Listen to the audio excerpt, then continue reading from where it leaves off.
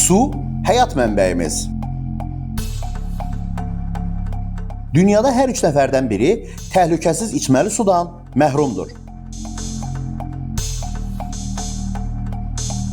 1 dəqiqəlik duşda 9-12 litr su sərf olunur. Diş fırçalayarkən kranı açıq saxlamaqla hər gün 30 litr su israf olunur. Azərbaycanda su ehtiyatları məhdudlaşır. İqlim dəyişmələri və israf buna səbəb olur.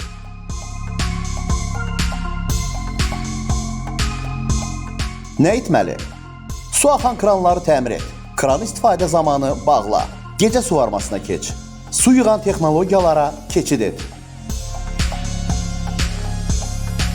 Hər damla vacibdir. Gələcək üçün suya sahib çıx.